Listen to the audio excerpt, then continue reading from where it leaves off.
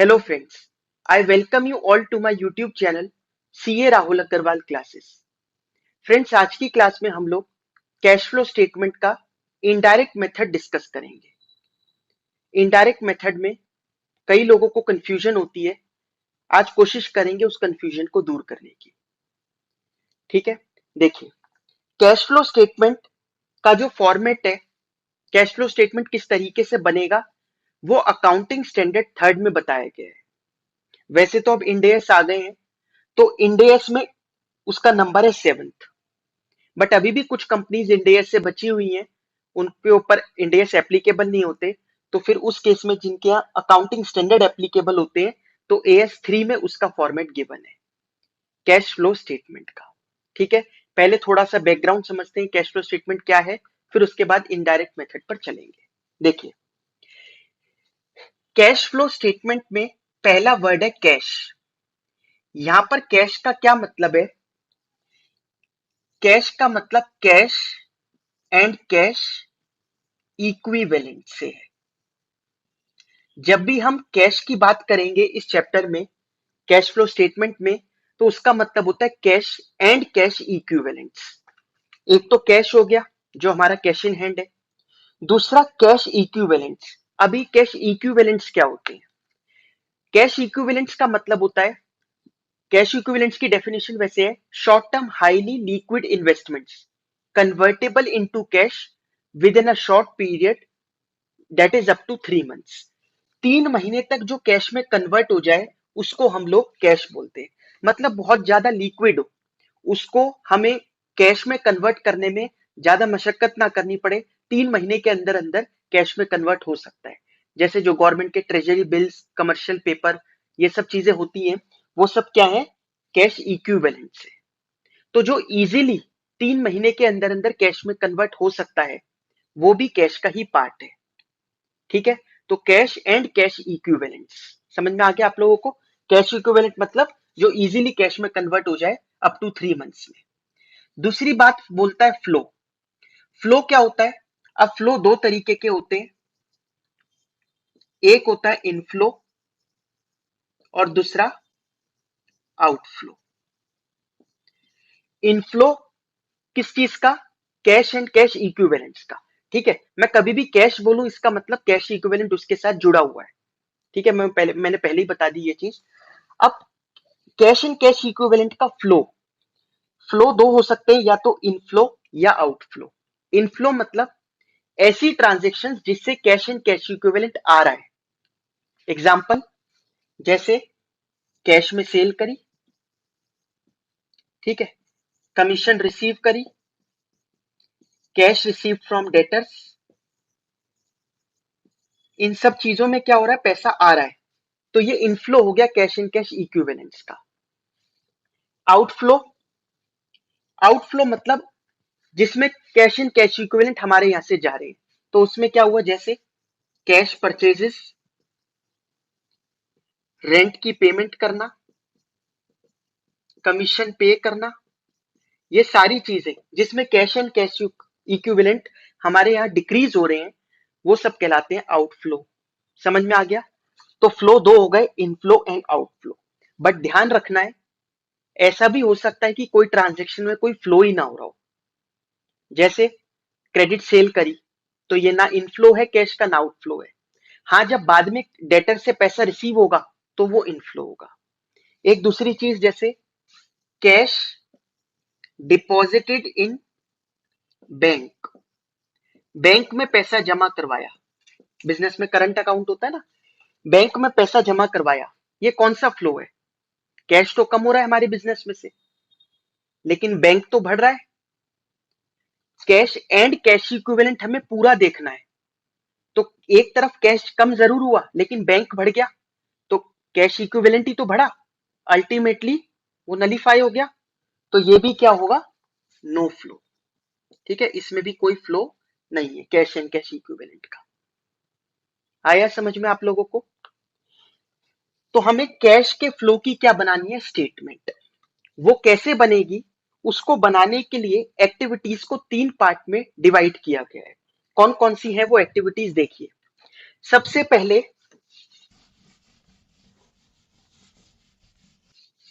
Operating activities को तीन part में डिवाइड किया गया है। ऑपरेटिंग एक्टिविटीज,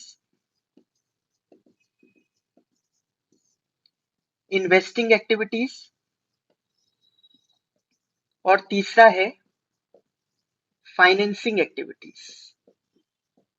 ये चीज आप लोग ध्यान से समझना। देखिए, ऑपरेटिंग एक्टिविटीज क्या होती है? अकाउंटिंग स्टैंडर्ड के अकॉर्डिंगली ऑपरेटिंग एक्टिविटीज का मतलब होता है प्रिंसिपल रेवेन्यू प्रोड्यूसिंग एक्टिविटीज। मतलब वो एक्टिविटी जो हमारे रेवेन्यू को प्रोड्यूस करती है, मतलब जो रिकरिंग नेचर की है, ठीक है, जो हमारे बिजनेस के नॉर्मल कोर्स में ट्रांजेक्शन्स हो रही हैं, बिजनेस को चलाने के लिए जो ट्रांजेक्शन्स हो रही हैं, वो क्या कहलाती है? Operating activity, principal revenue producing activities, जिससे रेवेन्यू प्रोड्यूस होता है। देखिए, इसका जो स्कोप है ना बहुत वाइड है, इसीलिए इसमें एक चीज और लिखी गई है, ऑपरेटिंग एक्टिविटीज वो होती है जो इन्वेस्टिंग और फाइनेंसिंग नहीं होती, which are neither investing nor financing. मतलब जो इन्वेस्टिंग और फाइनेंसिंग में फिक्स ना बैठे, वो किस में आ जाएगी? ऑपरेटिंग एक्टिविटी में। ये बात समझ में आई? देखिए, इसका एग्जाम्पल क्या हो सकता है? वही से जो मैंने अभी इनफ्लो एंड आउटफ्लो में लिखे थे, वो सारे एग्जाम्पल यही फिट बैठ रहे हैं। Cash sale, cash purchases, cash paid to creditors, cash receive from debtors. बस पैसा आना या जाना तो चाहिए, क्योंकि अगर फ्लो ही नहीं हो रहा कुछ, तो फिर तो वो ऑपरेटिंग तो जरूर होगी, हो सकती है, लेकिन जब कैश का फ्लो ही नहीं हो रहा तो फिर मतलब ही नहीं आएगा ही नहीं उसमें, है ना? इन्वेस्टिंग एक्टिविटीज, पहले अगर आप ये दोनों समझ जाओ, इन्वेस्टिंग और फाइनेंसिंग क्या है, तो जो ये दोनों नहीं है वो सब ऑपरेटिंग में आएगा, क्योंकि प्रिंसिपल रेवेन्यू प्रोड्यूसिंग है ऑपरेटिंग। तो इन्वेस्टिंग क्या है? इसमें कहा जाता है acquisition and disposal of non current assets and investments.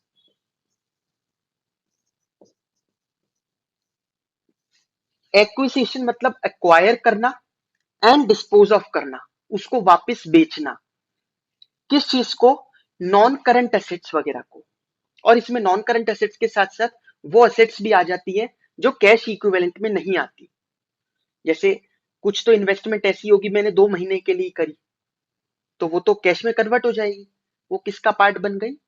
Cash and cash equivalent का। तो वो फिर एक्टिविटी में किसी में फिट नहीं बैठेगा। लेकिन अगर आपने इन्वेस्ट किया 1 साल के लिए, 1.5 साल के लिए, तो वो सब भी इन्वेस्टिंग एक्टिविटी में ही आएगा। ठीक है। एंड विच आर नॉट, लिख लेते हैं, which are not cash and cash equivalents. Example क्या हुआ? Purchase of building, purchase of machine, sale of building, ठीक है, परचेज ऑफ फर्नीचर। ये सारी चीजें क्या हो रही है? Investing activity. मतलब हमने किसी असेट में पैसा लगाया, या फिर वहां जो पहले लगा रखा था उसको बेच दिया। ठीक है। असेट्स को एक्वायर करना या उनको बेचना क्या कहलाता है? Investing activity. इसमें एक और बहुत इंपॉर्टेंट चीज क्या है? प्लस, ये आपको दिखाई दे रहा होगा ना, प्लस रिलेटेड इनकम। इससे होने वाली जो इनकम होगी वो भी इन्वेस्टिंग एक्टिविटी है। जैसे अगर हमने बिल्डिंग परचेज करी, तो वो कौन सी एक्टिविटी है? इन्वेस्टिंग। अब उसमें 2 फ्लोर थे, एक फ्लोर पे हम काम कर रहे हैं, एक हमने किराए पे चढ़ा दिया। हमारा काम नहीं, हम कोई प्रॉपर्टी डीलर नहीं है, लेकिन एक्स्ट्रा थी जगह तो हमने वो किराए पर दे दी। ये तो कर सकते हैं। उससे हमें क्या रिसीव हो रहा होगा? रेंट। तो रेंट रिसीव्ड कौन सी एक्टिविटी हुई? वो भी इन्वेस्टिंग हुई। समझ में आया? तो रेंट रिसीव करना, डिविडेंड रिसीव करना। डिविडेंड क्यों रिसीव हो रहा होगा हमें? हमने किसी कंपनी के शेयर्स में पैसा लगा दिया, इन्वेस्ट करा है, वो भी हमारी इन्वेस्टमेंट ही है। तो शेयर्स में पैसा लगाया तो वहां से क्या रिसीव हो रहा होगा? डिविडेंड। कौन सी एक्टिविटी हो गया? इन्वेस्टिंग। इंटरेस्ट रिसीव होना, अगर हमने किसी कंपनी के डिबेंचर्स में पैसा लगा दिया, किसी को लोन दे दिया लॉन्ग टर्म, इन सब में इंटरेस्ट रिसीव हो रहा होगा। कौन सी एक्टिविटी है? इन्वेस्टिंग। तो एक्वायर करना या डिस्पोज ऑफ करना असेट्स को, और उससे होने वाली इनकम, वो सब क्या है? Investing activity. आया समझ में? Example, interest receive, dividend receive, rent receive, related income के एग्जाम्पल बता रहा हूं। तीसरा होता है फाइनेंसिंग एक्टिविटी। फाइनेंसिंग एक्टिविटी का क्या मतलब होता है? Arranging funds and it's repayment. Funds को अरेंज करना, कहां से? बहुत सारे सोर्स ऑफ फाइनेंस है। बैंक से लोन ले सकते हैं, पब्लिक इशू कर सकते हैं, शेयर्स का, डिबेंचर्स का, पब्लिक डिपॉजिट्स, बहुत सारे तरीके हम लोग पढ़े हुए हैं साइंस उसमें, बिजनेस स्टडीज में सोर्स ऑफ फाइनेंस जो चैप्टर आता है उसमें आपने पढ़ा होगा कि बहुत सारे तरीके हैं पैसे को अरेंज करने के। तो उनसे पैसे को अरेंज करना, उनको रीपे करना, और एंड इट्स रिलेटेड एक्सपेंसेस, और उससे होने वाले खर्चे, वो भी क्या होगा? फाइनेंसिंग एक्टिविटी होगी। उससे होने वाले खर्चे का क्या मतलब है? आपने अगर बैंक से लोन लिया, क्या पे करना पड़ेगा? इंटरेस्ट। आपने शेयर्स इशू करे, पैसा अरेंज करने के लिए शेयर्स इशू करे, क्या पे करना पड़ेगा? डिविडेंड। तो इंटरेस्ट पेड, डिविडेंड पेड, ये कौन सी एक्टिविटी हुई? Financing activity. ठीक है। लोन लिया तो लोन की प्रोसेसिंग फीस पेड, ये सारी चीजें क्योंकि लोन से रिलेटेड ही है, तो वो क्या होती है? Financing activity. आया समझ में आप लोगों को? तो operating activities are principal revenue producing activities, investing activities assets को एक्वायर करना, उन्हें बेचना और उससे होने वाली इनकम। फाइनेंसिंग एक्टिविटीज पैसे को अरेंज करना, रीपे करना और उससे होने वाले एक्सपेंसेस। ये हमने बात कर ली ऑपरेटिंग, इन्वेस्टिंग और फाइनेंसिंग एक्टिविटीज की। आई होप आप लोगों को ये चीज समझ में आई होगी।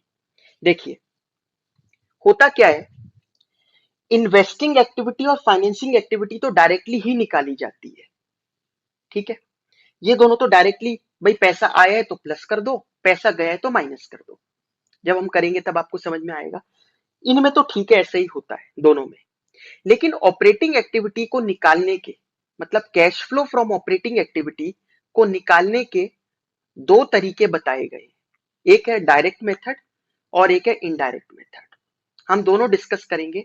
आज की वीडियो में हम लोग इनडायरेक्ट मेथड पर फोकस करेंगे। इनडायरेक्ट मेथड होता क्या है? देखिए वैसे ये कर क्या रहे हैं हम कैश फ्लो स्टेटमेंट में, देखा जाए तो बस कैश अकाउंट ही है ये भी, इसको इधर उधर करके प्रेजेंट कर रहे हैं। कैश अकाउंट में आपने ट्रांजेक्शन को बस फैला दिया, कि कैटेगराइज कर दिया, कैटेगराइज कर दिया कि कौन सी ऑपरेटिंग में, कौन सी इन्वेस्टिंग में, कौन सी फाइनेंसिंग में। ठीक है। ये डिसीजन मेकिंग में काम आता है इस वजह से। ठीक है। बहुत सारे इसके इंटरेस्टेड यूजर्स होंगे।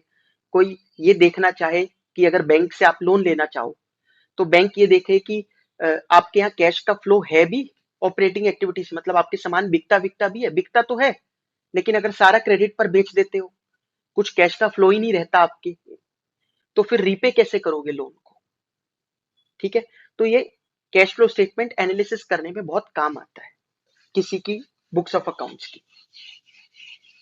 Indirect method of operating activities होता क्या है? देखिए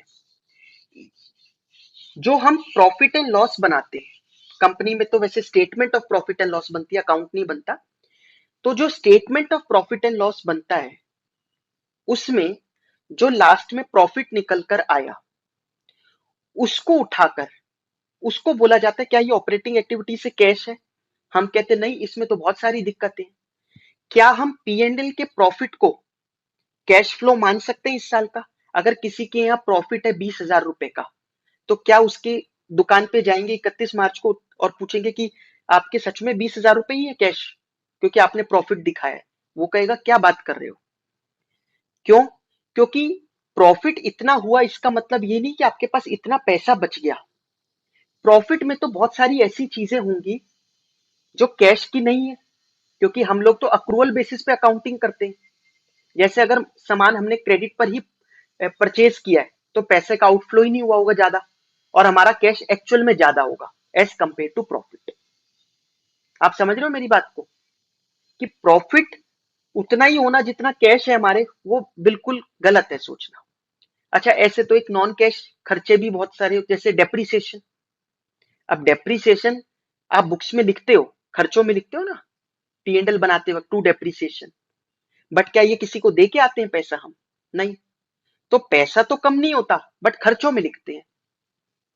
इस वजह से जो पी एंड एल में प्रॉफिट दिखाई दे रहा है उतना कैश तो नहीं है फ्रॉम ऑपरेटिंग एक्टिविटी। तो हमें उस प्रॉफिट को पकड़ के जाना है किस पे, cash flow from operating activities पर। समझ में आया? वो कैसे जाएंगे आज हम सीखेंगे उस चीज को। तो मैंने इसमें अपने नोट्स बना दिए हैं जिससे कि यहां पर क्लास का टाइम वेस्ट ना हो। देखिए, आपको सबसे पहले मैं सीधी चीज बताऊंगा तभी तो आप उसको रिवर्स कर पाओगे। तो सबसे पहले हम पी एंड एल पर ध्यान देंगे। एक ये मैंने हाइपोथेटिकल सा प्रॉफिट एंड लॉस की स्टेटमेंट बनाई है। इसी से हम लोग कैश फ्लो स्टेटमेंट के इनडायरेक्ट मेथड का फॉर्मेट निकालेंगे कि क्या स्टेप्स होते हैं उसमें। वो तब सीखेंगे, पहले ये तो पता चले पी एंड एल बनता कैसे है। तो एक पी एंड एल है, इसमें सबसे पहले क्या दे रखा है, रेवेन्यू फ्रॉम ऑपरेशंस, ये इनकी सेल हुई। अदर इनकम, अदर इनकम में एग्जांपल है बस, इंटरेस्ट डिविडेंड रिसीव हुआ इन्हें। Profit and loss on state, profit on sale of plant, इन्होंने प्लांट बेचा था इस साल, उस पर उनको प्रॉफिट हुआ। इसके बाद आ गया टोटल रेवेन्यू। अब खर्चे दे रखे हैं, ये जो मैंने पेन से लिख रखा है ये अभी मैं बताता हूँ। खर्चे लिख रखे हैं, खर्चों में पहले परचेजेस है, चेंज इन इन्वेंट्री, फॉर्मेट के हिसाब से ये जो फॉर्मेट होता है पी एंड एल का। एम्प्लॉय बेनिफिट एक्सपेंस में सैलरी है, जैसे एक बर्ड्स व्यू ले रहे हैं हम कि क्या क्या दे रखा है। Finance cost, interest paid, premium on redemption of debentures. इसके बाद खर्चे आते हैं डेप्रिसिएशन एंड अमोर्टाइजेशन। ठीक है, डेप्रिसिएशन ऑन प्लांट, उसकी मतलब हेडिंग थी डेप्रिसिएशन अमोर्टाइजेशन, उसमें क्या क्या है, डेप्रिसिएशन ऑन प्लांट और goodwill written off. Other expense में loss on sale, preliminary expenses written off, audit expenses, और ये टोटल हो गया। फिर प्रॉफिट बिफोर टैक्स आया, लेस टैक्स, टैक्स कम किया, प्रॉफिट आफ्टर टैक्स, टैक्स के बाद ये प्रॉफिट बच गया। अब इसके बाद एप्रोप्रिएशन ऑफ प्रॉफिट देखिए, ये प्रॉफिट आफ्टर टैक्स जो ऊपर से पी एंड एल से चल के आया। Add opening balance in P and L, जो पी एंड एल में अगर हमारे पास पहले से कुछ पड़ा था पैसा, पी एंड एल में पहले से अगर क्रेडिट में कुछ था तो वो ऐड कर दो। ये टोटल अवेलेबल प्रॉफिट आ गए, दोनों को प्लस करके माइनस कर। अब प्रॉफिट का क्या कर सकती है कंपनी, या तो बांटेगी या नहीं बांटेगी, यही तो काम हो सकते हैं। बांटेगी मतलब ओनर्स के बीच में बांटना, मतलब क्या होता है, डिविडेंड पे करना। और अगर नहीं बांटा तो क्या कर सकते हो, रिजर्व वगैरह में ट्रांसफर कर सकते हो, कुछ रिजर्व बना लिए। तो या तो रिजर्व बनेंगे या डिविडेंड पे होगा, और इसके बाद जो बच गया पैसा वो कहलाएगा closing balance in P and L. तो ये आखिरी में हमारा closing balance in P and L है कि पी एंड एल में इतना पैसा बच गया। अब इससे हमें, इसको पकड़ के हमें कहां लेके जाना है, cash flow from operating activity निकालनी है यहां से। ठीक है, तो जो जो गलतियां हमें मिली, मतलब हमने, देखो बात क्या कह रहे हैं हम, पूरा ध्यान से समझना। Cash flow from operating activities, आप इस चीज पर ध्यान दोगे लाइन पर तो आप समझ जाओगे कि हमें क्या हटाना है। इस लाइन में एक चीज ये है कैश फ्लो, और दूसरी चीज है ऑपरेटिंग। मतलब कैश फ्लो होना चाहिए, वो भी कौन सी एक्टिविटी वाला, ऑपरेटिंग का। अगर कोई और एक्टिविटी का है तो हटाओ, और अगर नॉन कैश है तो हटाओ। ये दोनों चीजें हटानी है, निकल कर आ जाएगा cash flow from operating activities. इतना सिंपल है। ठीक है, देखिए सबसे पहले क्या करना होगा, जो closing balance in P and L पर अभी हम पहुंचे थे उससे रिवर्स कर कर हमें वापस पी एंड एल पे जाना होगा। पी एंड एल में जो हमारा प्रॉफिट आफ्टर टैक्स था ना, वहां पर पहुंचना है। अगर आपको प्रॉफिट आफ्टर टैक्स क्वेश्चन में नहीं गिवन और आपको ऐसे क्लोजिंग बैलेंस दे दूं मैं पी एंड एल का, तो आप कैसे जाओगे वापस उस पे। देखो आपने क्या किया था, लेस रिजर्व्स लेस डिविडेंड किया है, इसके ऊपर क्लोजिंग बैलेंस के ऊपर जो क्या गिवन है, जैसे देखो यहां पर क्या है, प्रॉफिट आफ्टर टैक्स, फिर ऐड है opening balance in P and L, ये है ना, फिर इसका टोटल का रखा है, माइनस रिजर्व्स, माइनस इसके बाद डिविडेंड, और फिर लास्ट में आ गया closing balance in P and L. ये कर रखा है इन्होंने। ठीक है, अब हमें इससे अगर प्रॉफिट आफ्टर टैक्स पे जाना है, इससे हमें इस पे जाना क्यों है? वो इसलिए जाना है क्योंकि हमें इस साल का फ्लो देखना है। इसमें तो पिछले पिछले साल की भी चीजें आ गई। ओपनिंग बैलेंस ऐड कर दिया, ये सब गलत है ना। ओपनिंग बैलेंस ऐड कर दिया, रिजर्व में इतना डाला, डिविडेंड इतना पे किया। अच्छा, डिविडेंड पे करा इतना। डिविडेंड पे करना कौन सी एक्टिविटी है, आप बताइए। डिविडेंड क्यों पे करा, सोचो पहले। डिविडेंड क्यों पे किया होगा? क्योंकि हमने शेयर्स इशू कर रखे हैं। हमने अपनी कंपनी का पैसा अरेंज करने के लिए, कंपनी चलाने के लिए जो पैसा अरेंज किया, कैसे किया? शेयर से। शेयर्स पे क्या पे किया? डिविडेंड। तो डिविडेंड पे करना कौन सी एक्टिविटी है? फाइनेंसिंग। तो जब वो फाइनेंसिंग एक्टिविटी हम निकाल रहे हैं ऑपरेटिंग, तो हटाना तो पड़ेगा। ठीक है, मतलब मैं, अगर आप ये पूछो कि फिर एक एक चीज का बताओ, इसलिए मैं बता रहा हूं। अब जैसे रिजर्व है, रिजर्व क्यों वापस एड बैक करें हम? रिजर्व में पैसा ट्रांसफर करना का क्यों कोई फ्लो हुआ क्या? पैसे ट्रांसफर तो बस एक एंट्री हुई बुक्स में कि इधर से ट्रांसफर करके उसमें डाल दिया। रहा तो बिजनेस में ही पैसा, किसी को दे तो नहीं दिया, तो फ्लो तो है ही नहीं। और हमें तो क्या देखना है? फ्लो। ठीक है, तो इसलिए क्लोजिंग बैलेंस में वापस एड बैक कर दो ये दोनों चीजें। यहां पहुंच गए, ये कर दो माइनस, तो यहां पहुंच गए। आया समझ में? Closing balance in reverse calculation, add dividend, add reserves, less opening balance in P and L, we will reach at profit after tax. अब हम पी एंड एल के लास्ट में चलते हैं। पी एंड एल के लास्ट में पहुंच चुके हैं हम प्रॉफिट आफ्टर टैक्स पे। ठीक है, प्रॉफिट आफ्टर टैक्स से पहले, जस्ट पहले क्या लिखा है? Less tax. टैक्स माइनस कर रखा है। मुझे आप लोग बताइए, अगर ये हम लोग बुक्स बना रहे हैं जैसे 2022 31 मार्च की, क्या हमने 2022 का जो टैक्स है टोटल, जो टैक्स निकल के आया, क्या हमने सारा पे कर दिया होगा टैक्स?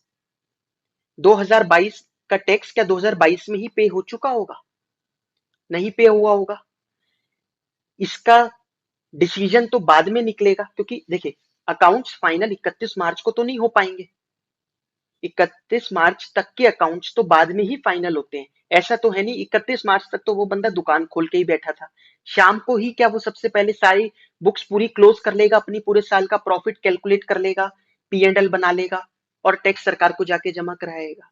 नहीं, इसको, अकाउंट्स को फाइनल करने में भी टाइम लगता है, इसीलिए गवर्नमेंट रिटर्न भरने में भी टाइम देती है कि कंपनियों के लिए तो 30 सितंबर तक का है कि आप 30 सितंबर तक टैक्स भर, वो अपनी रिटर्न भर सकते हो, क्योंकि उन्हें पता टाइम लगेगा इनको। तो बाद में ही अकाउंट्स फाइनल होते हैं। इस वजह से ये जो लेस टैक्स लिखा है, ये कैश नहीं होता, ये कैश की आइटम नहीं है, ये नॉन कैश है। ये तो हम क्या बनाते हैं? Provision for tax. इतने की लाइबिलिटी बनाते हैं, एक एस्टिमेटेड की ये टैक्स पे करना है, 31 मार्च में बैठकर तो पे करना है, यही बोलेंगे ना। हाँ, बाद में एक्चुअल में पे होता है। तो 31 मार्च 2022 तक का टैक्स पे कब होगा? 2022-23 में, मतलब 1 अप्रैल 2022 के बाद। समझ में आया? तो इसलिए जो 31 मार्च 2022 तक की बैलेंस शीट आपको पी एंड एल दिखेगा, उसमें जो टैक्स लेस करके दिखा रखा होगा वो तो एक प्रोविजन है, वो एक्चुअल में पे तो हुआ ही नहीं, पे तो अगले साल होगा, इसलिए वो लाइबिलिटी में अपीयर करता है। तो वो नॉन कैश है, इसलिए उसको एड बैक कर लो। एड बैक करके किस पे आ गए हम आ गए प्रॉफिट बिफोर टैक्स पे। समझ में आया? ये हमारा पहला स्टेप हो गया। अब देखिए, सबसे पहला स्टेप मैंने क्या लिख रखा है? पहला स्टेप है calculate profit before tax as follows. कैसे निकल के आया? Closing balance in P and L, add transfer to reserves, add dividend, less opening balance in P and L, add provision for tax. तो आ गया हमारा प्रॉफिट बिफोर टैक्स। पहला step हमारा खत्म हो गया, प्रॉफिट बिफोर टैक्स निकल कर आ गया। आया आप लोगों को अच्छे से समझ में कि प्रॉफिट बिफोर टैक्स को कैसे निकालते हैं?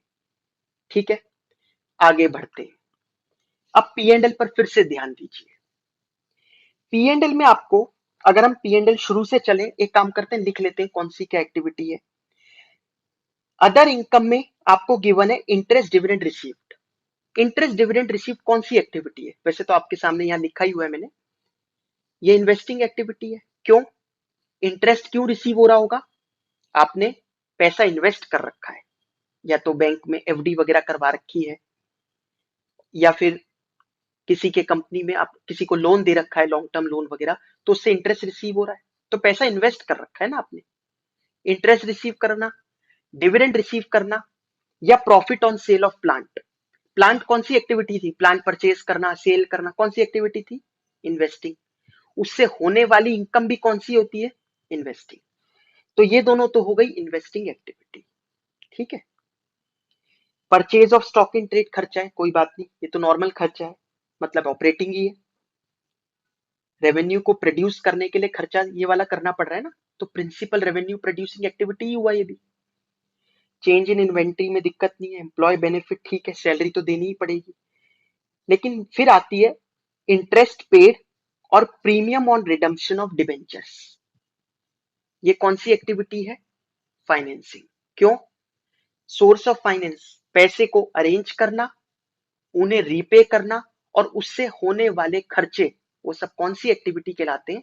Financing activity. ठीक है। तो ये फाइनेंसिंग, इसके आगे लिख लो, जस्ट अभी बस लिख लो। Depreciation and amortisation. अब डेप्रीसिएशन ऑन प्लांट या गुडविल रिटर्न ऑफ, ये कौन सी एक्टिविटी है? ये नॉन कैश है। ठीक है, ये नॉन कैश एक्टिविटी है, क्योंकि डेप्रीसिएशन में पैसा कहीं जाता नहीं। गुडविल रिटर्न ऑफ भी क्या है? नॉन कैश है।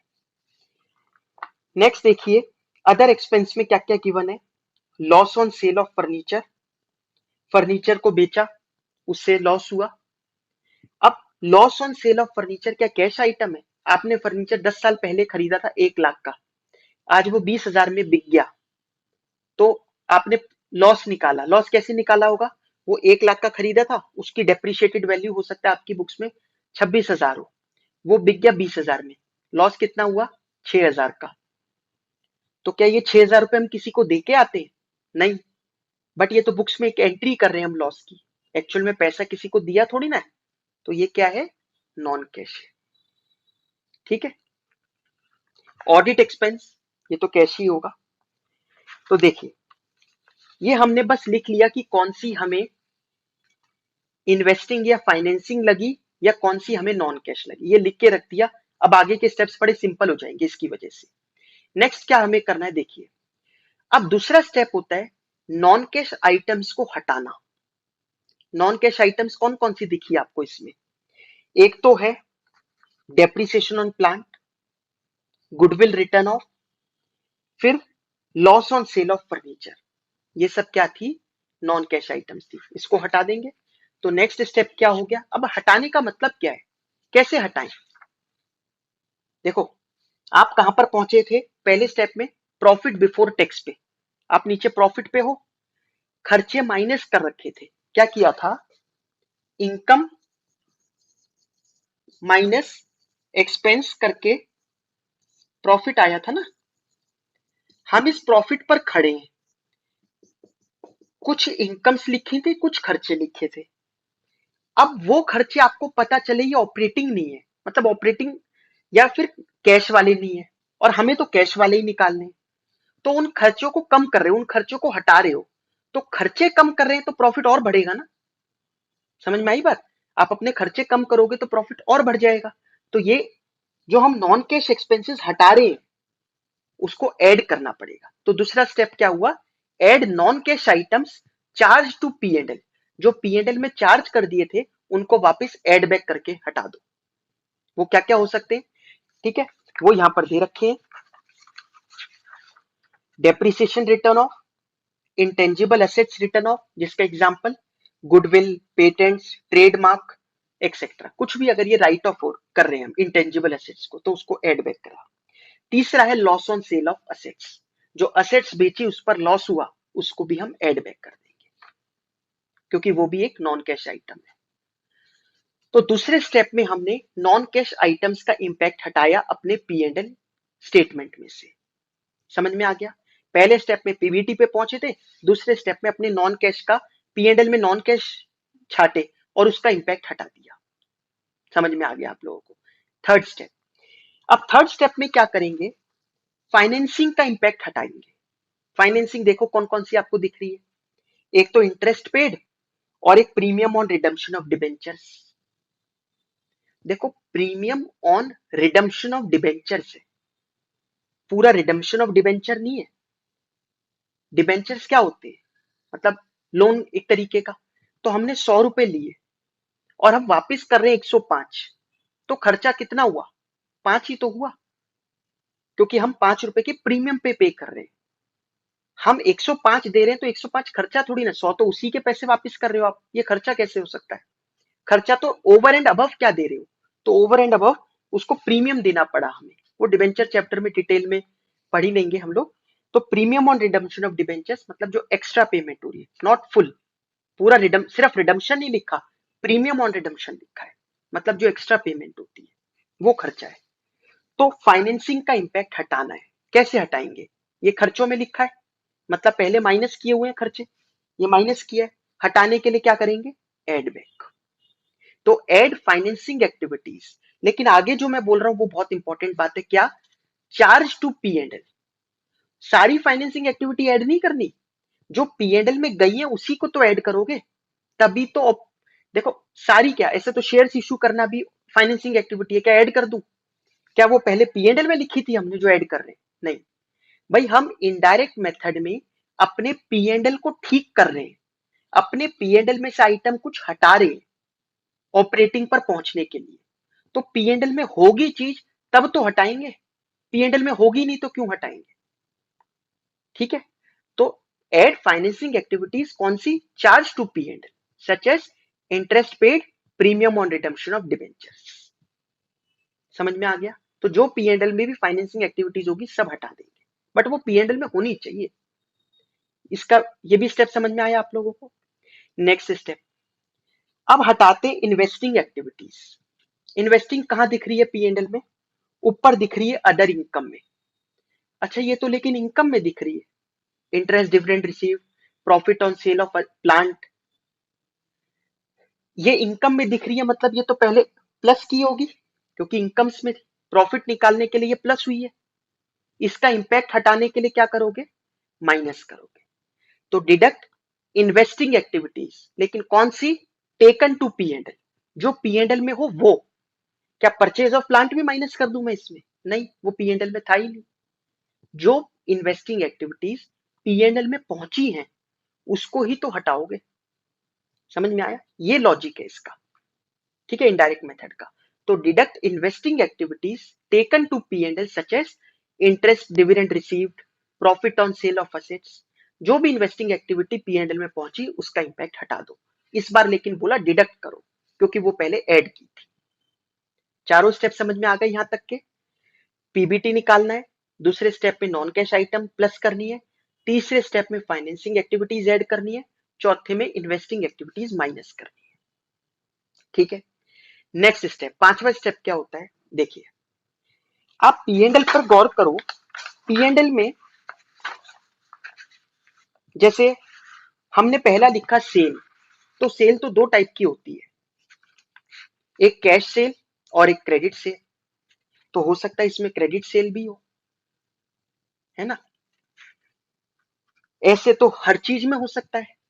सैलरी में हो सकता है थोड़ी सी सैलरी आउटस्टैंडिंग हो, बट इसमें तो आ रही होगी, क्योंकि अक्रूवल बेसिस में तो सब ले लेते हैं हम, जो पीरियड से पर्टेन करता है। Purchases of stock in trade में हो सकता है कुछ परचेजेस क्रेडिट वाली हो, ठीक है। इन सबका भी तो ये भी तो नॉन कैश हो गई फिर, तो इनका भी तो इम्पैक्ट हटाना पड़ेगा।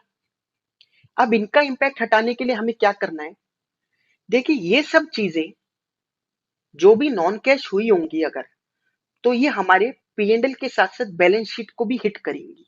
कैसे, अगर हमने क्रेडिट पर सामान बेचा तो वो बंदा हमारा बन जाएगा डेटर, बैलेंस शीट में शो हो रहा होगा, ठीक है।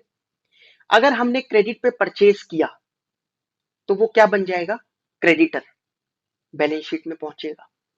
अगर हमने सैलरी पे नहीं करी तो वो क्या बनेगा, आउटस्टैंडिंग सैलरी, बैलेंस शीट की लाइबिलिटी में शो हो रहा होगा।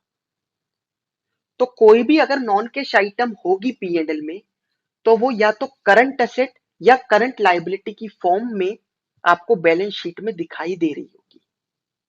आई बात समझ में, वो करंट एसेट या करंट लाइबिलिटी के फॉर्म में आपको बैलेंस शीट में दिखाई दे रही होगी, तो उसका इंपैक्ट भी लेना पड़ेगा, तभी तो कैश वाली आइटम निकल के आएंगी। कैसे लेंगे? देखो, एक तो मैं आपको याद कराने का तरीका बोलता हूँ, दूसरा मैं लॉजिक भी बताऊंगा। अब जिसको लॉजिक ना समझ में आए उसके लिए फिर ये याद, जैसे देखो,